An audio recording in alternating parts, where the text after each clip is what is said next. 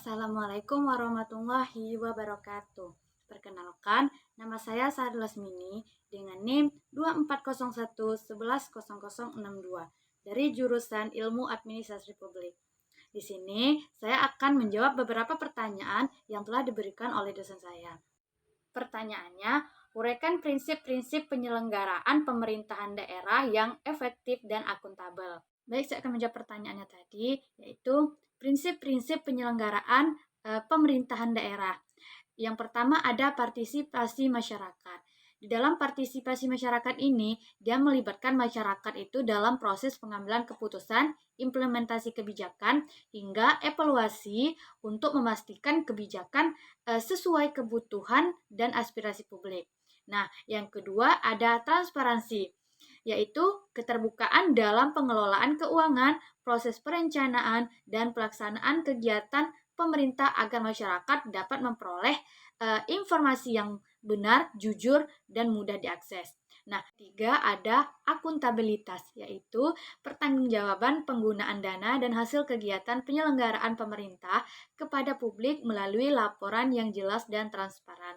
Yang keempat ada efektivitas dan efisiensi, yaitu penggunaan sumber daya, anggaran, tenaga, dan waktu secara optimal untuk mencapai tujuan yang telah ditetapkan dengan hasil yang maksimal dan biaya yang minimal. Dan yang kelima ada keadilan, yaitu alokasi dan distribusi sumber daya serta pelayanan publiknya harus proporsional, merata, dan memenuhi kebutuhan seluruh masyarakat tanpa diskriminasi. Yang keenam, ada tanggung jawab atau responsivitas, yaitu menanggapi kebutuhan dan masukan masyarakat dengan cepat dan tepat sesuai dengan kewenangan yang dimiliki. Terus yang ketujuh ada keseimbangan hubungan antar pusat dan daerah, yaitu menjaga keserasian dan keharmonisan hubungan antara pemerintah pusat dan daerah, di mana daerah tetap memiliki otonomi namun harus selaras dengan kepentingan nasional. Yang kedelapan ada demokrasi, yaitu pelaksanaan otonomi daerah yang menekankan pada prinsip demokrasi yang memungkinkan masyarakat terlibat langsung dalam penyelenggaraan pemerintahan. Pertanyaan yang kedua, mengapa reformasi birokrasi menjadi hal penting dalam meningkatkan kinerja pemerintah daerah? Reformasi birokrasi itu menjadi penting dalam meningkatkan kinerja pemerintah daerah karena birokrasi merupakan mesin utama dalam pelaksanaan kebijakan dan pelayanan publik. Karena dia bisa mengatasi masalah kinerja birokrasi yang lemah. Terus dia juga bisa mendorong transparansi dan akuntabilitas. Dan dia juga meningkatkan kualitas pelayanan publik. Terus dia juga meningkatkan profesionalisme aparatur daerah. Dan dia juga mendukung desentralisasi dan otonomi daerah. Dia juga membangun kepercayaan publik dan dia juga meningkatkan daya saing daerah. Artinya, reformasi birokrasi itu penting karena tanpa birokrasi yang bersih, profesional, transparan, dan responsif, kebijakan sebaik apapun akan gagal di lapangan. Dengan reformasi, pemerintah daerah dapat meningkatkan kinerja, mempercepat pelayanan publik, mengurangi praktik KKN, dan memperkuat kepercayaan masyarakat. Pertanyaan yang ketiga, jelaskan struktur dan siklus penyusunan anggaran pendapatan dan belanja daerah atau APBD. Baik, saya akan menjawab pertanyaan nomor 3, yaitu struktur pendapatan daerah.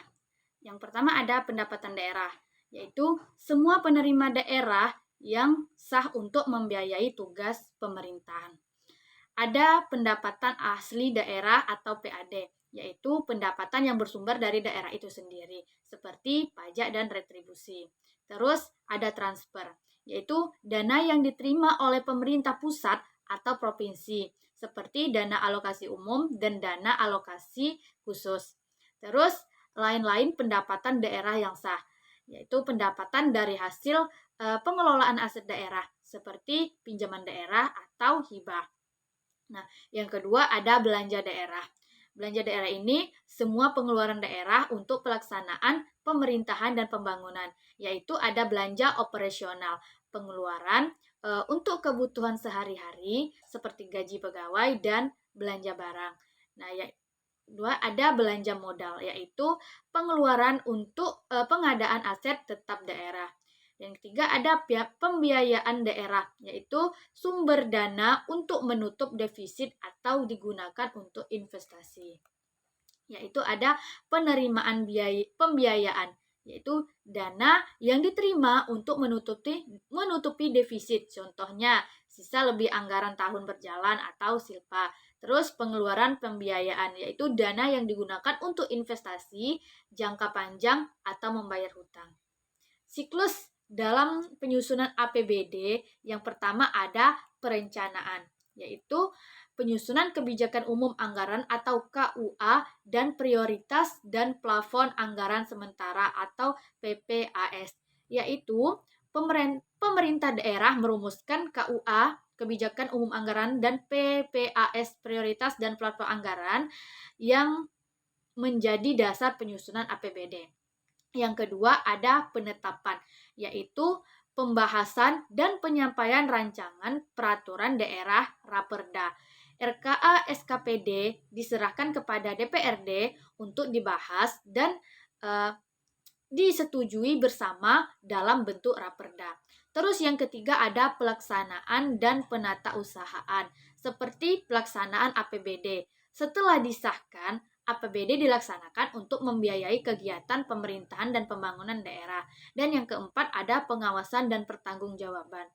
DPRD dan instansi pengawas melakukan pengawasan untuk memastikan APBD dilaksanakan sesuai ketentuan. Pertanyaan yang keempat yaitu uraikan prinsip-prinsip dasar pengelolaan keuangan daerah yang baik.